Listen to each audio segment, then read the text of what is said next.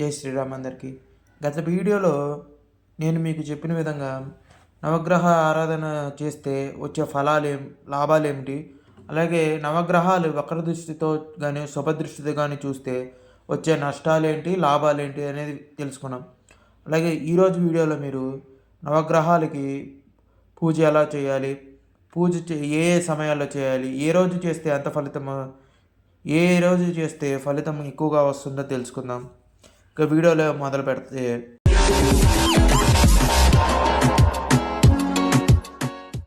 ఈ నవగ్రహాలకి ఇంటిలోనే సులభంగా పూజ ఎలా చేయాలనేది మనం చూద్దాం.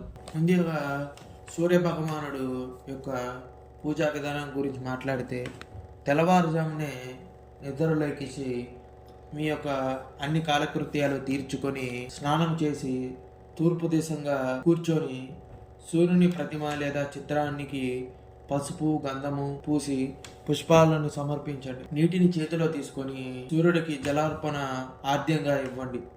ఇది యొక్క ముఖ్యమైనది. అలాగే ఈ పూజ చేసేటప్పుడు ఈ శ్లోకం చెప్పడం వల్ల కొంత మీకు లాభం కలుగుతుంది.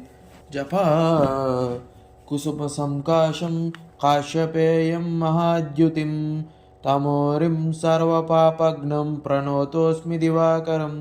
దీని యొక్క అర్థం జపము పుష్పము జప పుష్పాలతో లాంటి రంగులతో వెలుగుతున్న సూర్య భగవానుడా, అంటే చామంతి పువ్వు లాంటి వెలుగుతో వెలుగుతున్న సూర్య భగవానుడా, కశ్యప మహర్షి యొక్క పుత్రుడా,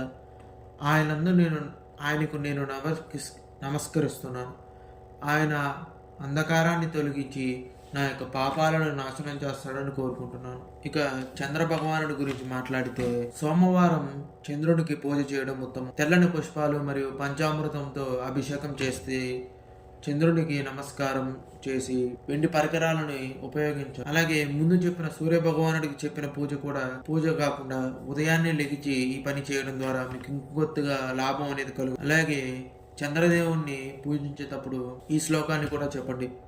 దధీశంకాతుషరాభం శిరోధర్నావ సంభవం నమామి శశినం సోమం శంభోర్ముకుటాభూషణం.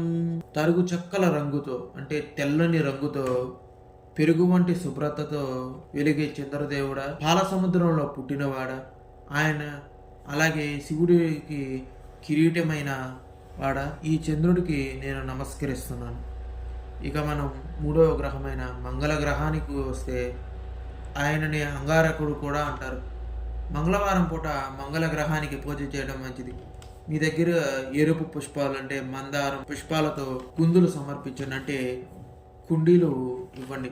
పుష్పాలు అలాగే దీపపు కుండీలతో సమర్పించి ధాన్యం మరియు రక్తచందనం కూడా ఉపయోగించుకోవచ్చు మీ దగ్గర ఉన్నట్లయితే.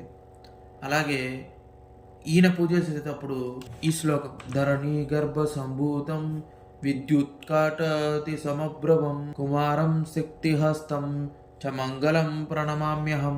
రెండోసారి చూద్దాం. ధరణి గర్భ సంభూతం విద్యుత్కాంతి సమప్రభం కుమారం శక్తిహస్తం చ మంగళం ప్రణమామ్యహం. దీనికి అర్థం పృథ్వీ నుంచి పుట్టి విద్యుత్ శక్తిలా ప్రకాశించే అంగారకుడికి నేను నమస్కరించినాను. ఆయన దేవ సేనాని మరియు శక్తి స్వరూపి, దేవతలకు సేనాని అలాగే శక్తి స్వరూపి. ఇక బుధగ్రహం గురించి మాట్లాడుకున్నట్లయితే, బుధవారం రోజున పచ్చని పుష్పాలు పచ్చని వస్త్రాలు ధరించి తులసీదళాలతో పూజ చేయడం ప్రత్యేక ఫలితాలను మీకు లభిస్తుంది. అలాగే ఈయనకు పూజ చేసేటప్పుడు ఈ శ్లోకం అనేది గుర్తుంచుకోండి. పియంగు కలికాశ్యామం రూపేణ ప్రతిమం బుధం సౌమ్యం సౌమ్య గుణోపేతం తం బుధం ప్రణమామ్యహం. దీని అర్థం, పియంగు పువ్వు రంగుతో వెలిగే బుద్ధుడు అందంతో ప్రత్యేకతగా కలిగి ఉన్నాడు. గ్రహాలన్నిటిలో బుధుడు అందంగా ఉంటాడు. ఆయనలాగే సౌమ్య స్వభావంతో ఉన్న బుధ గ్రహానికి నేను నమస్కరిస్తున్నాను. ఇక గురుగ్రహానికి గురించి మాట్లాడితే, అంటే బృహస్పతి గురించి మనం మాట్లాడితే, గురువారం రోజున పసుపు రంగు వస్త్రాలు ధరించి పసుపు పుష్పాలతో పూజ చేయండి. అలాగే ఆహారాన్ని నైవేద్యంగా తీపి పదార్థాలు సమర్పించండి. అలాగే బృహస్పతి గురించి ఈ శ్లోకం. దైవానాం చ ఋషీణాం చ గురుం కాంచన సన్నిభం బుద్ధిభూతం త్రిలోకేశం తం నమామి బృహస్పతం. దేవతలకు మరియు ఋషులకు గురువు ఉన్న బృహస్పతి బంగారంలా ప్రకాశిస్తాడు. 3 లోకాలకు నేతృత్వం వహించేవాడా, మేము మీకు నమస్కారాలు తెలియజేస్తున్నామని దీని అర్థం. ఇక మనం శుక్రగ్రహం గురించి మాట్లాడితే శుక్రాచార్యుడు. శుక్రగ్రహం శుక్రవారం రోజున తెల్లని వస్త్రాలు ధరించి పుష్పాలను సమర్పించి పూజ చేయండి. వెండి లేదా దూదితో చేసిన వస్త్రాలను ఆయనకి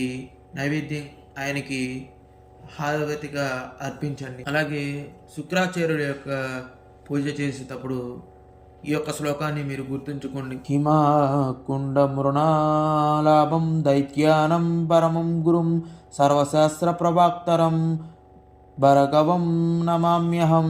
తను మరియు లేత నులి పువ్వుల రంగుతో ఉన్న శుక్రాచార్యుడు దైత్యులకు గురువైనగా ఉంటారు. అంటే రాక్షసులకు గురువుగా ఉన్న శుక్రాచార్యుడు, శాస్త్ర జ్ఞానానికి మూల్యమైన శుక్రాచార్యునికి నేను నమస్కరిస్తున్నానని ఈ యొక్క శ్లోకానికి అర్థం.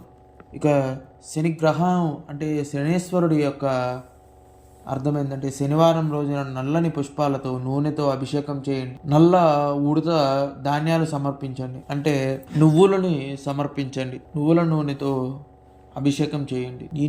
అలాగే శనీశ్వరుడి యొక్క శ్లోకం. నీలాంజన సమాభాసం రవిపుత్రం యమగ్రజం ఛాయామార్తాండ సంభూతం తం నమామి శనేశ్వరం.